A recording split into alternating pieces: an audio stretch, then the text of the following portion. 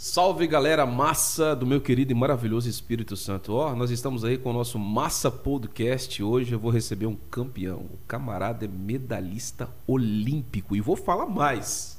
Esse camarada fez parte de uma das lendárias seleções. Talvez a mais lembrada de todas. Meu irmão. Nada mais, nada menos que ele, Pampa! Rapaz, tudo bem? Muito obrigado aí pela oportunidade. Vamos tocar esse podcast aqui com a medalha dourada, né?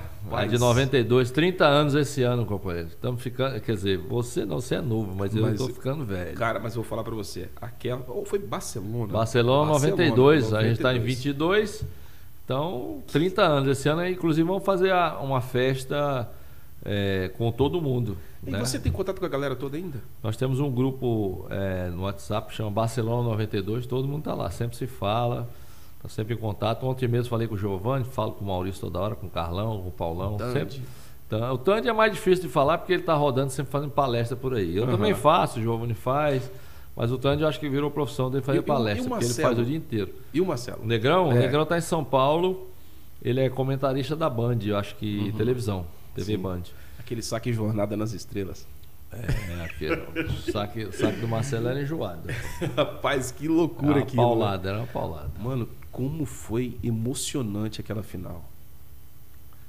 Ali na verdade foi todos os jogos emocionantes. Nós jogamos. Aquela final foi isso. Nós jogamos em Barcelona, tivemos 8 partidas. Foram 5 3-0 e 3 partidas de 3-1. A gente perdeu 3 sets na Olimpíada inteira, somados os 8 jogos. Foi o melhor desempenho da seleção brasileira até hoje em todos os tempos. Né? Mas também é o time, né, cara? Não, inclusive os times que ganharam na sequência, nós fomos a primeira medalha de ouro em esporte coletivo no Brasil.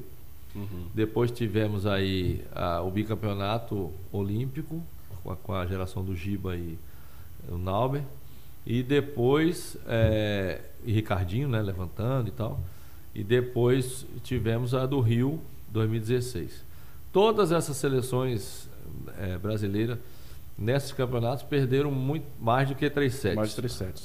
Inclusive a do Giba, que foi a segunda medalha, perdeu o jogo, inclusive. Mas ganharam.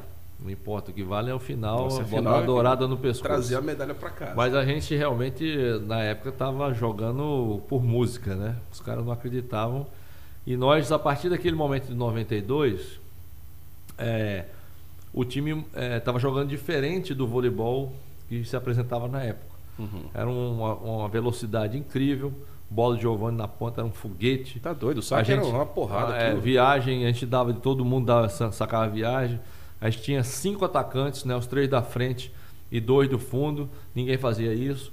A gente fazia jogadas que o ponteiro batia a bola de tempo, o cara que estava atrás na saída batia a bola de tempo, que é a bola em cima do levantador, e a bola chutada para o Giovanni na ponta, ou seja, a gente prendia 2 bloqueadores e o Giovanni fazia a graça dele lá na ponta, sozinho.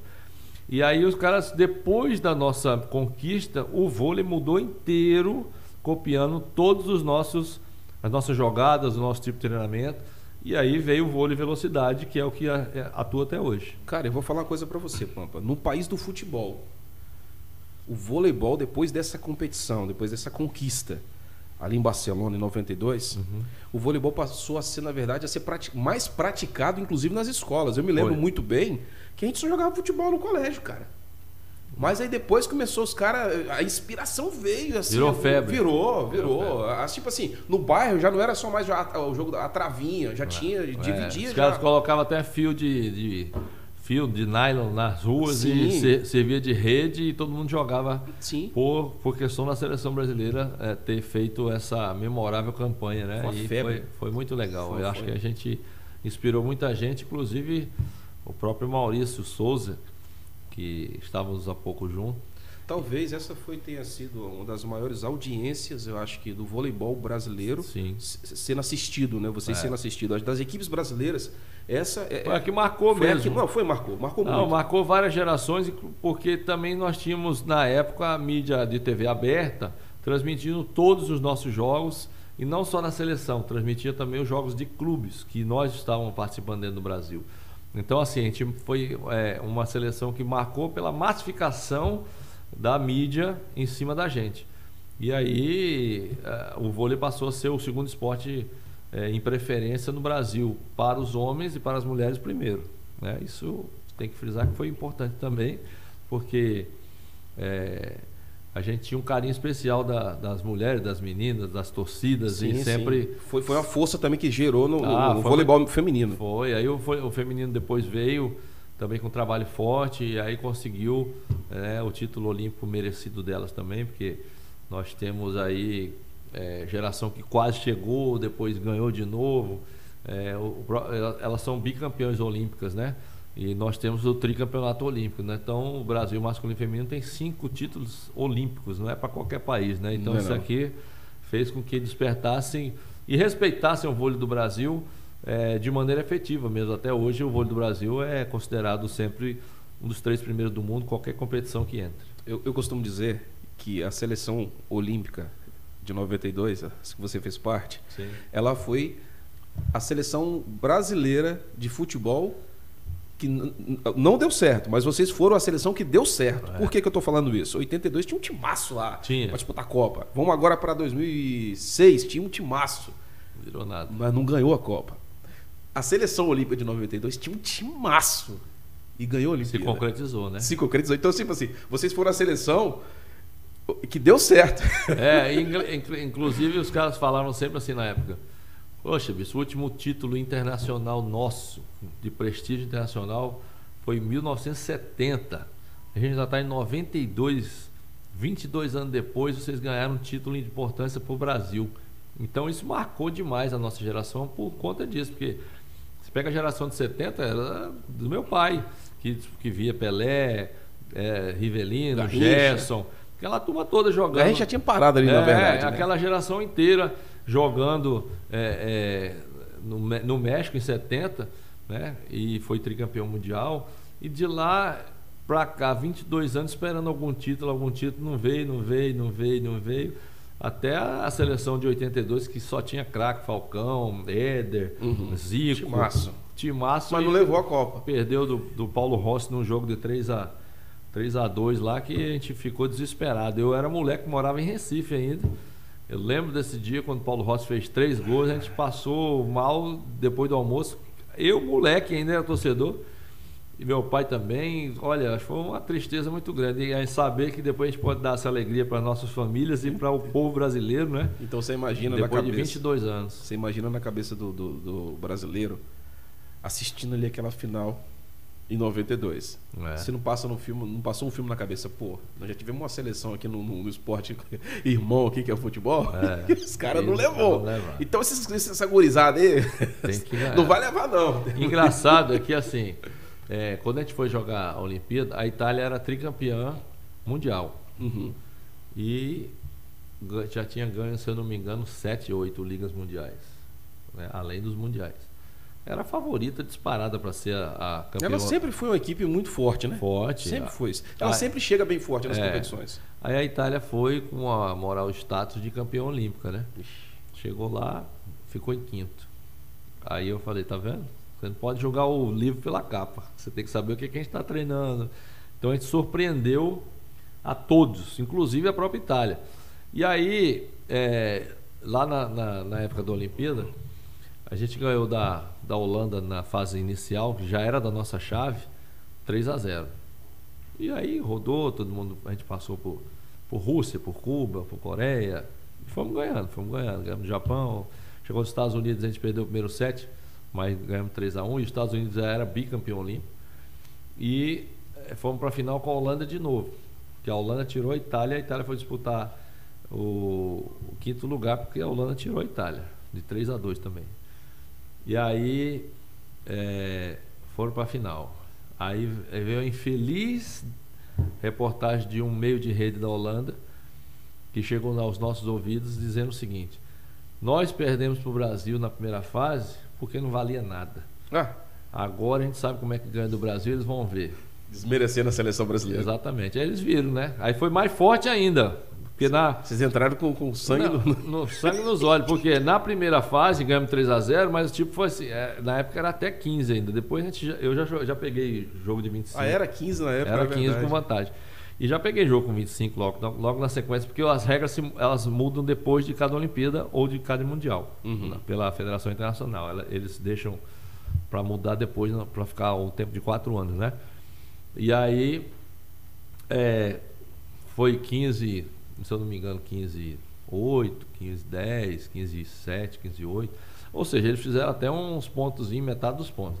Quando chegou na final, de tanta raiva que a gente tava, os caras não chegaram a 8 pontos juntos. Foi 15-3, se eu não me engano, 15-5. Nossa. Um negócio assim, massacrador. Um massacre. Né?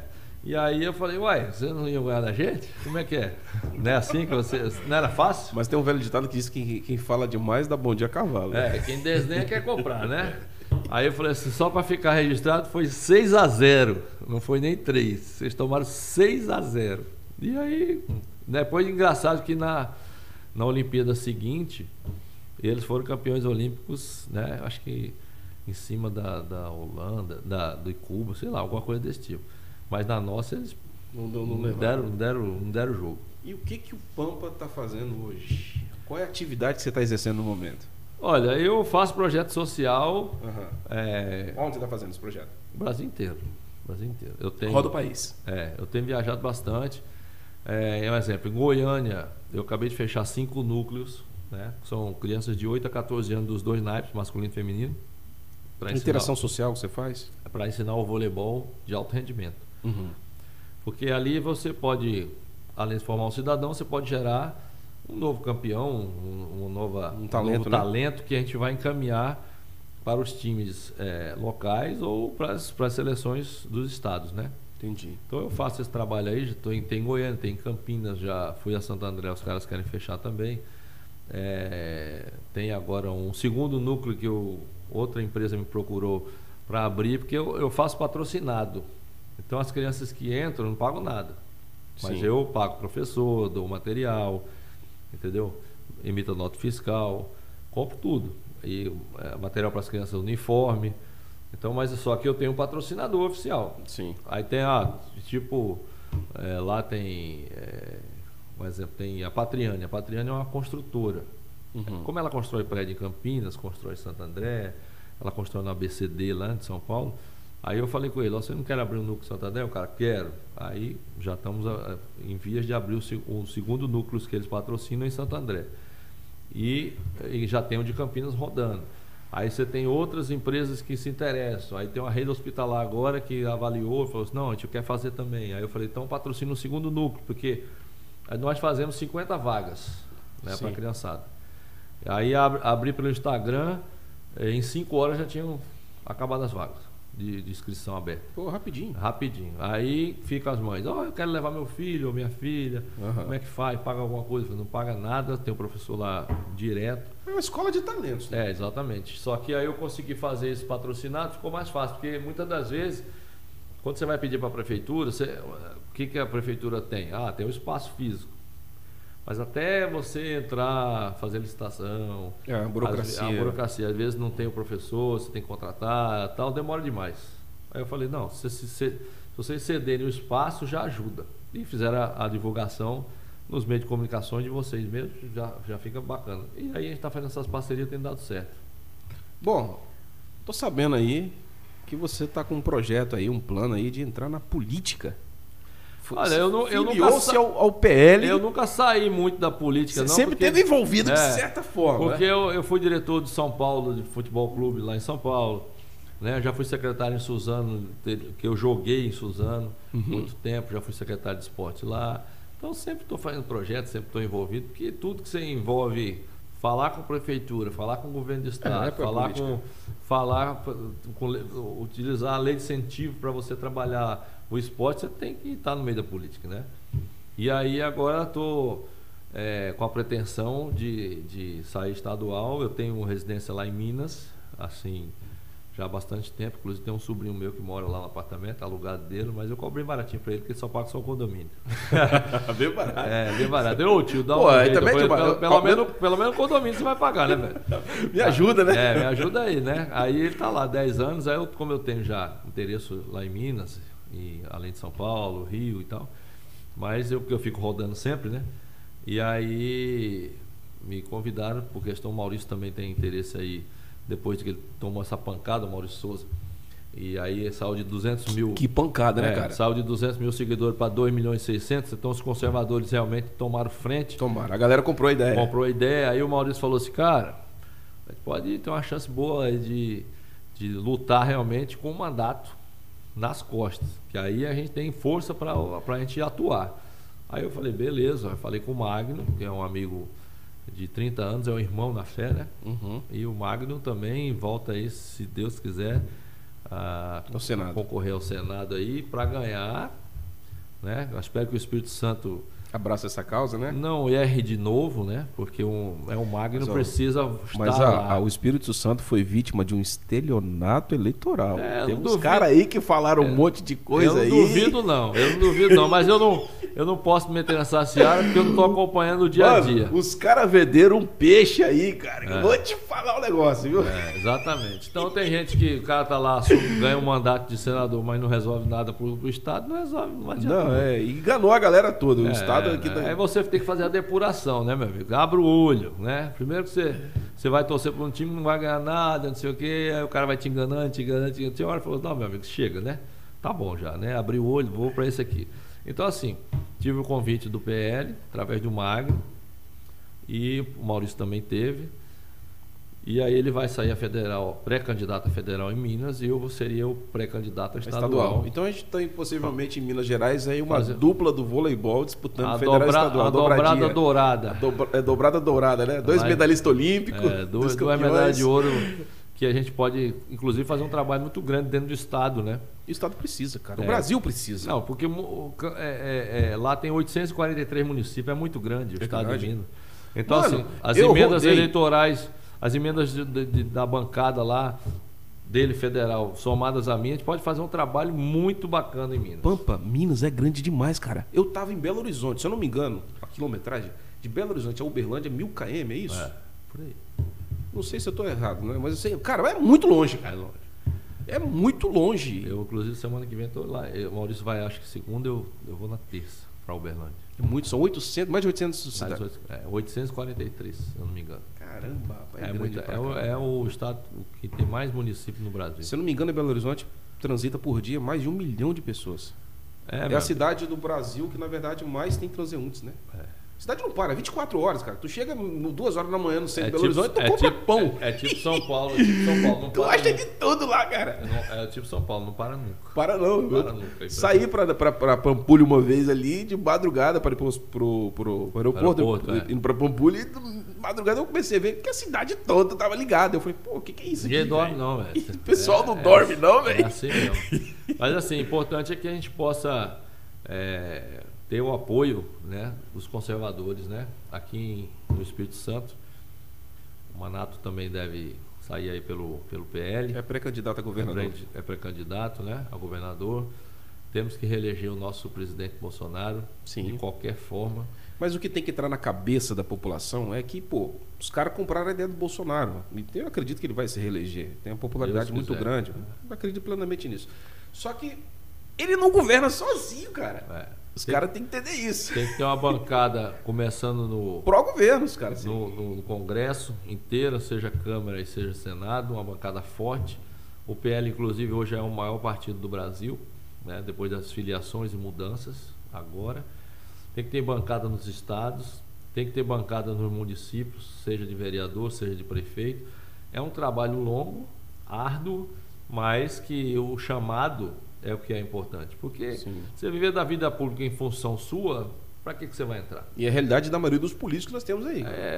Os caras fazem benefício próprio. Eu conversando com o Maurício, a gente falou assim, até conversando com um pastor aqui da igreja, lá na FENASP ali, aí ele falou assim, falei, pastor, olha só, se fosse por depender de salário de deputado, eu não estava pré-candidato a nada, nem tampouco Maurício. Que não precisa. A gente não está precisando, graças a Deus, a gente tem nossas coisas, tem andado bem, nós temos o respeito dos patrocinadores, nós temos um trabalho já de longa data, e Maurício está saindo da seleção também com a credibilidade em alta, porque defender uma causa, a liberdade, a família, né? Deus Mas acima de tudo, e a gente tem que defender mesmo, porque o que os caras querem do outro lado é destruir a família. Sem dúvida. Então a gente não pode admitir um negócio desse e ficar parado. Porque eu tenho uma filha já casada e tenho uma pequenininha, né? Foi um tempo bem longo sem filha, mas ela veio e eu não quero que ela tenha tudo, instrução errada, achar que aborto é normal, matar uma pessoa que está sendo gerada, né? Ideologia de gênero, você pode fazer o que você quiser. Não é assim não, companheiro. O cara pode roubar o celular, ele é pode, pobre coitado. Tomar uma cervejinha, não tem nada a ver. Para tomar uma cervejinha, eu vi vários vídeos que o cara foi lá, roubou o celular da moça, a moça trabalhando decentemente, roubou o celular dela, pegou numa lojinha em São Paulo, o cara roubou, tá lá filmado, câmera do local. O cara roubou o celular da moça, a moça com os braços para trás, pegou o dinheiro do caixa, deu pro cara, o cara foi lá e deu um tiro na cabeça dela. Isso aí é o quê? É para tomar uma cervejinha? Uma desgraça isso. Não, e ele não vai preso. Daqui a pouco tem um monte de advogado para soltar um sujeito desse, entendeu? Eu não quero que minha filha vá no banheiro. É revoltante. Você fala... Minha filha vá no banheiro, tem um cara que é homem, tá lá, né, vestido de mulher, travestido, e arruma um banheiro no meio para eles fazerem as coisas dele, ué. Tem nada disso. O homem também. O homem lá no banheiro, a mulher no outro banheiro. Você quer ir, bota todas as letras que eles quiserem. Não é respeito? Respeita a gente também. Com certeza. Respeita a gente também. Eu respeito. Agora não invada a minha área não, que o jogo é duro. Não tem conversa. Não tem mesmo. Uma criança de 6 anos, ela tem o direito de trocar de sexo. Não, que conversa é essa? Não, depois ele escolhe. Escolhe o quê, gente? Escolhe o quê? Não tem nada de escolher. Pensa no troço desse, tem cabimento. E inclusive foi feita até a pergunta para uma jornalista esquerda, o Pata dessa aí maluca. E aí o outro colega falou para ela assim: deixa eu te fazer uma pergunta aqui então. Se uma criança de 6 anos tirar a vida de uma pessoa, né, ele vai lá e mata um monte de gente, tal, e pá, ele tem que responder pelos crimes dele? E aí? Não, ele tem 6 anos. Ele já? Agora então, já. mas como é que ele pode, então, trocar? Ele tem maturidade suficiente para trocar de sexo, por exemplo? Pode dar em Chico, dá em Francisco, minha amiga. Não tem conversa, não. Você tá. É uma coisa ou outra. Não, aqui eu gosto, de manhã eu gosto, de noite eu não gosto. Não existe isso. Não existe. Ou é quente ou é frio, não tem conversa. Ou é A ou é B. Né? Ou você está no lado das coisas que foram pregadas, ensinadas pela família. Né? A gente tem uma família forte, unida, todo mundo se ajuda. Eu tenho 3 irmãs, respeito minhas irmãs, são mulheres. E aí vem um cara, estupra, mata e tá tudo certo. Não tá certo nada não, companheiro. Tá certo mesmo. Comigo não vai estar certo nunca. Não tem, mas o cara é vítima da sociedade. E os outros não são, não? Lá na cadeia tá cheio de pilantra que fez um monte de besteira. Aí tem que pagar pensão pros caras, 1.000 e tantos reais de comida, e mais não sei o que, auxílio presídio, auxílio não sei o que. Auxílio o quê? Ele não quis ficar lá dentro? Tem que dar auxílio nenhum. Você vai viajar, um exemplo aqui, você vai para Porto Seguro. Digamos que você vai passar uma semana em Porto tive Seguro. Lá, um lugar maravilhoso. Bacana. Para você ir para Porto Seguro, você vai ter que pagar a sua ida e sua volta, a sua hospedagem, a sua alimentação. Claro. Você vai ter que se manter, cara. Claro. E obviamente você trabalhou, você guardou ali uma quantia de dinheiro para você poder fazer isso. Isso. Não é verdade? Agora o cara vai ali, comete um monte de besteira, rouba, mata, faz a desgrama 4. E você, que somos cidadãos de bem, né? Geramos renda para o Estado, para o país, pagamos nossos impostos, né? Sim. Somos exemplo, nós somos família. A gente tem que sustentar esses camaradas lá na cadeia. Não existe. Não existe. É que nem o nosso presidente falou quando era deputado federal. Se você não quer ir para lá, é só não cometer crime nenhum. Acabou. Só não roubar, não matar, lá não é shopping center. Lá não é shopping center você passear. Lá é para você cumprir uma pena que você tirou a vida de alguém, fez alguma coisa de ruim, né? Então você tem que sofrer mesmo. Não tem negócio de bonzinho, não. É consequência da sua decisão. Tudo na vida é escolha, né? Por bem ou por mal, tudo é escolha. Então, se você escolher o caminho que você quis, você pague por ele. Não tem, cara, eu sou igualzinho o Maurício, cara. Não tenho meio termo, nem sou morno, nem nada. É quente ou é frio. Eu sou quente e sempre fui assim na época de seleção. A gente tá jogando contra? Tá, mas a gente precisa ganhar primeiro. Depois a gente sai para bater papo, para tirar foto. Primeiro a gente tem que ganhar. A gente tem que defender o nosso lado. E se a gente não tiver lado, não vai para ganhar nada nunca. Se não tiver união, não vai não. Porque tudo que o inimigo quer é brecha para ele se filtrar.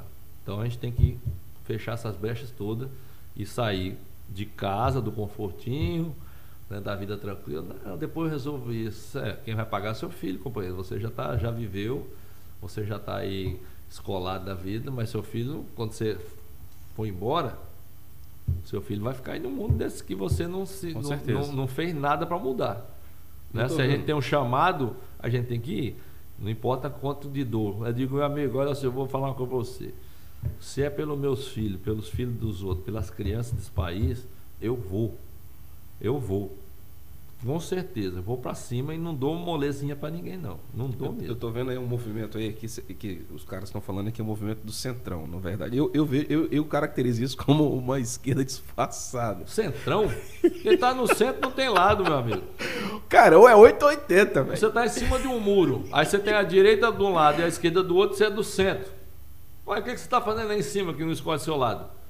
Não tem conversa, cara. Tem que ter lado, cara. Tem. Pelo menos um vento empurre, você cai em algum lado. Você vai pro mal ou vai pro bem. Aqui a gente tem uma guerra espiritual muito grande. Essa eleição no Brasil, querendo ou não, é uma eleição que define muita coisa futuramente. Porque se você olhar as eleições que foram feitas nos países vizinhos, Chile, Argentina e tal, tá tudo a esquerda dominando. A Argentina tá acabada lá, cara, destruída. Tá tudo destruído e aí qual é a cereja do bolo? Brasil. Então, essa conversa em nova ordem mundial, o Lula já foi falar entrevista, tem que falar o nome dele, porque eu não estou xingando nada, estou dizendo nada, eu estou dizendo o que ele está falando na internet. Está repostando o que ele falou na internet. Eu tenho que fazer um trabalho com a China, porque a China é exemplo de tudo. Não, você já vai escolher o que você vai querer, né? A China é exemplo de quê, companheiro? Ah, mas eles são primeiro mundo. Vai ter um monte de gente que é primeiro mundo e não é chinês. Vai para lá. Vai para lá. O aborto lá, o cara tem...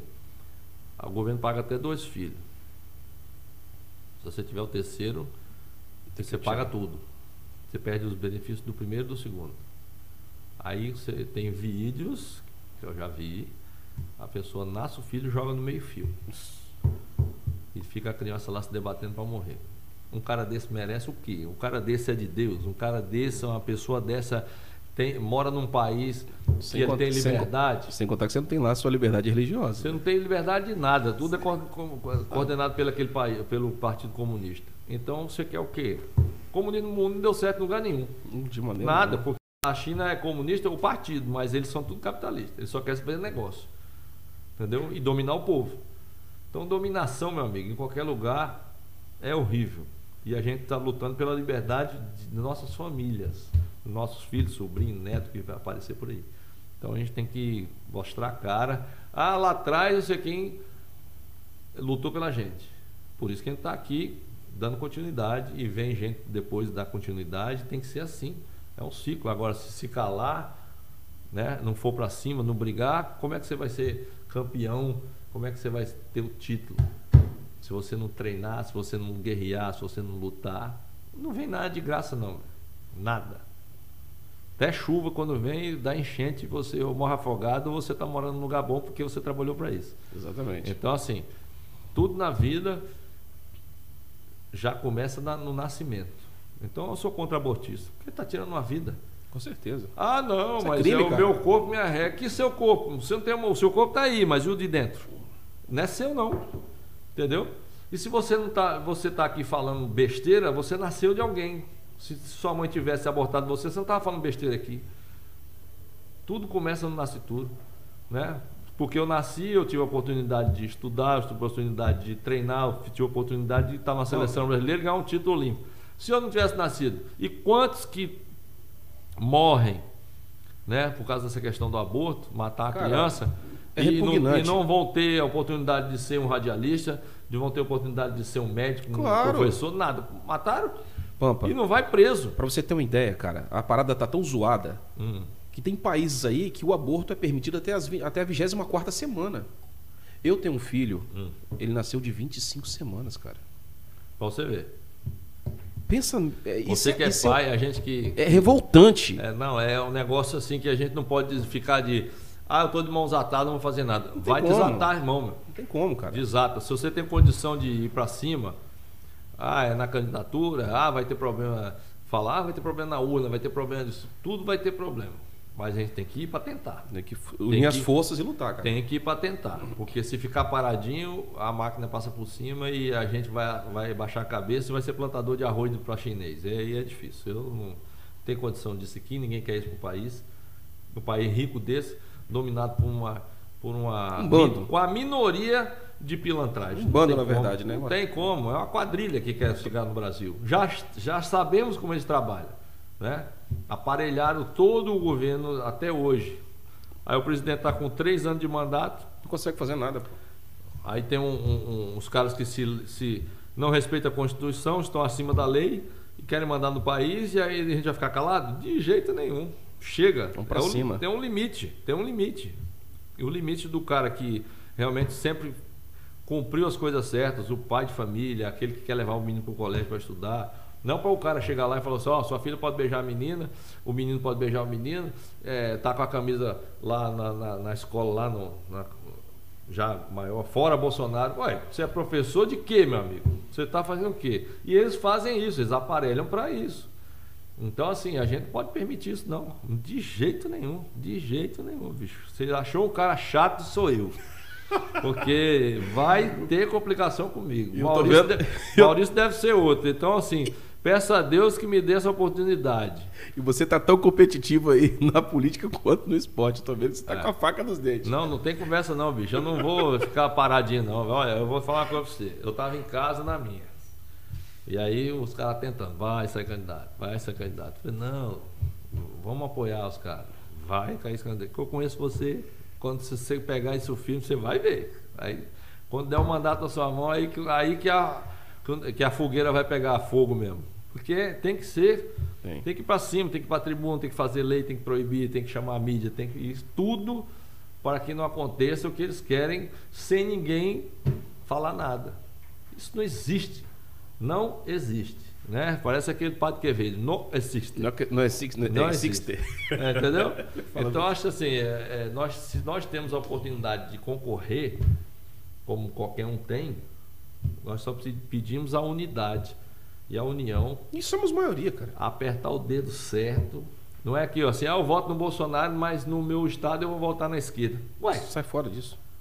Gente, vocês têm que, se vocês entendem um pouquinho de política, ou se não entendem, tem que entender que da onde vem, do município, do vereador para o prefeito, do prefeito para o deputado estadual, para o federal, para o Senado, para o presidente da República, se a gente não montar uma estrutura em que ele tenha base política para fazer as coisas melhorarem no seu estado, não adianta.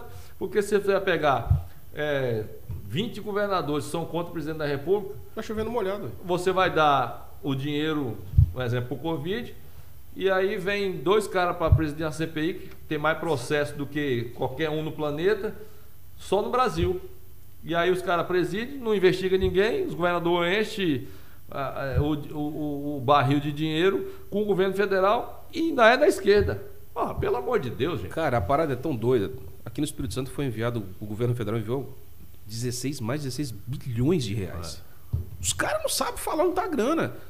Aqui você tem uma turma aí que vai disputar a eleição e os caras já receberam ordem da OAB, inclusive, para ser afastado, para as contas deles serem bloqueadas, porque os caras estão envolvidos em corrupção de muita grana. Mas aí você pega o presidente da OAB e ele apoia a esquerda.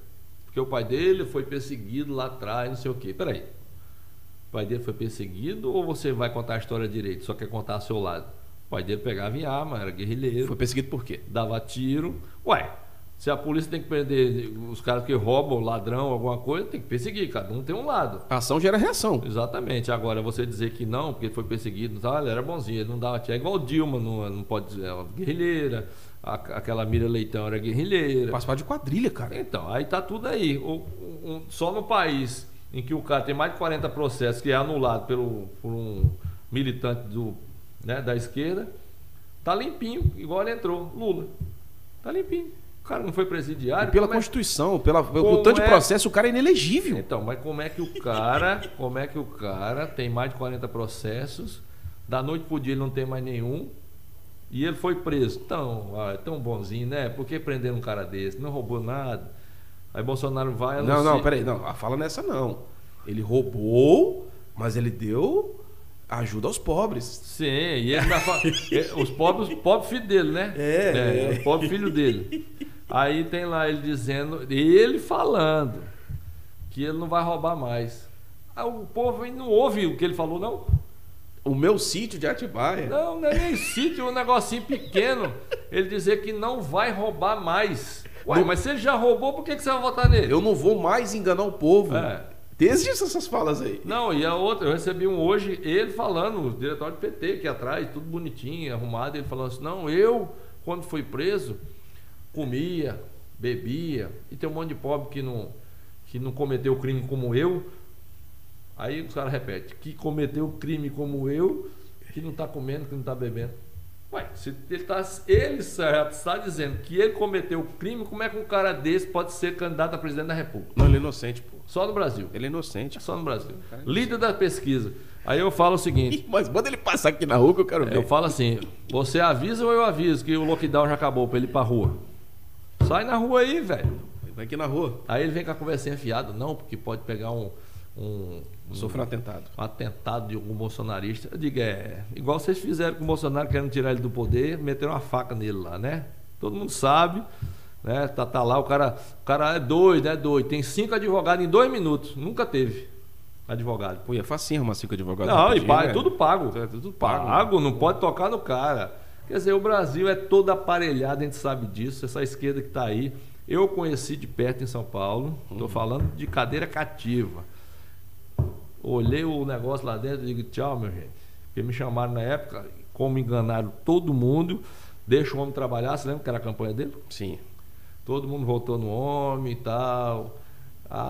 Quando a gente teve a mídia social, entrou a internet, que a gente começou a saber de tudo o tempo inteiro, não de goela abaixo pela rede esgoto, aí a gente sabe o que é que aconteceu, o que é que a gente tem de prova e o que é que a gente não faz nada, né, para deixar o cara preso. Não só ele, a quadrilha inteira, né?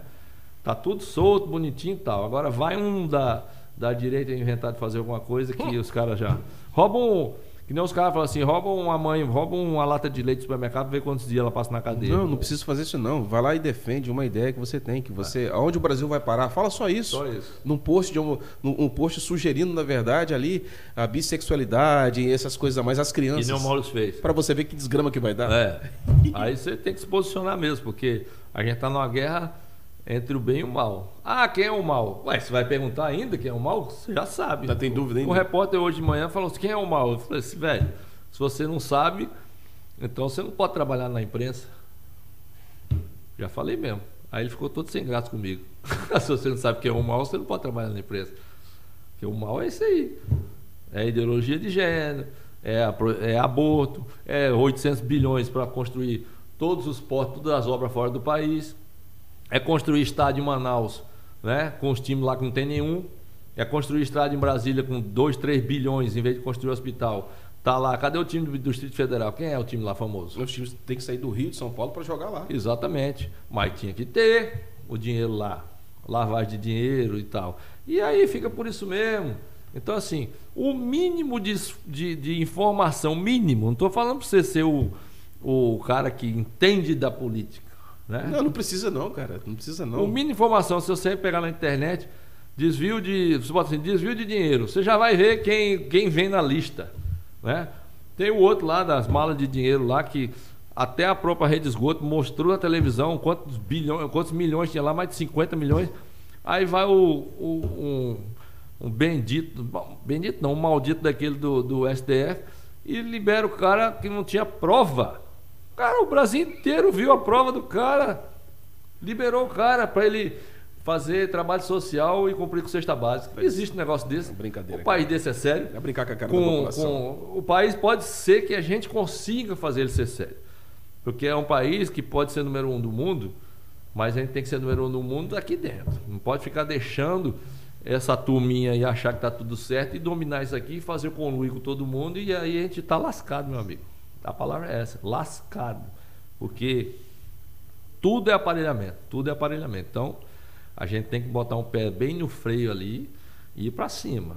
Subir o bloqueio com o Maurício, meter o ataque lá para o outro lado, Porque de gente grande não tem medo não, viu, velho? A gente ganhou de 3-0, o menorzinho tinha 2,5 m. Isso aí, vamos pra cima. Então a gente gigante tem que ir pra cima. Pô, cara, eu quero agradecer aí, Pampa. Na verdade, parabenizar você, porque você é um cara campeão, vencedor. Amém. É Obrigado. um cara aí conhecido no país inteiro. Participou da lendária seleção de 92. É isso aí. Aquele time maço ali que foi campeão das Olimpíadas e Marcelo tal. Negrão, Maurício Tande, Giovanni, Carlão, Paulão, Será que Douglas Janelso, Jorge Edson, Amauri e Talmo. Que É isso aí. time maço, velho. Técnico Zé Roberto. É, Roberto. Tricampeão olímpico já. Ganhou 2 com as meninas e 1 com a gente. E agora vou torcer para que você seja um campeão também na política, porque nós precisamos de pessoas com coragem É coragem, né? para mano? lidar com esse sistema corrupto sujo aí, cara. Adversário, a gente sabe que adversário, quando a gente vê ele na frente, adversário, não é inimigo. Adversário, a gente vê e vai pra cima porque a gente conhece o adversário. Agora, na parte da política, é muita gente suja por trás que você nem vê e tá sempre batendo nas suas costas, e às vezes é até fogo amigo, porque você vai tirar uma vaga dele, né? O cara tá lá naquela mamata, que nem você falou, tá fazendo para ele, não para a população. É não benefício próprio, né, cara? Aí então o cara começa a querer pesquisar coisa, botar coisa, soltar mentira, né? E a gente sabe que quem Deus bota a mão para ungir, meu amigo, pode vir a seta que fogo vai voltar quente. Isso aí. É isso aí. Obrigado, meu querido. Grande abraço, que o Espírito Santo seja abençoado aí com a eleição da direita, seja no governo do estado, seja no Senado, seja para os deputados estaduais e federais. E eu desejo mesmo para o nosso querido estado de Minas Gerais, que tem uma comida maravilhosa. Ali é bom, meu amigo. Ali para você engordar, você já começa no pão de queijo. Cara, que terra da comida ali boa. É bom. Ali tem panela de pedra que faz a culinária de lá é fantástica. Nem a gente começar a falar, vai dar um podcast novo. Tempero bom, velho. Ali é bom, ali é bom.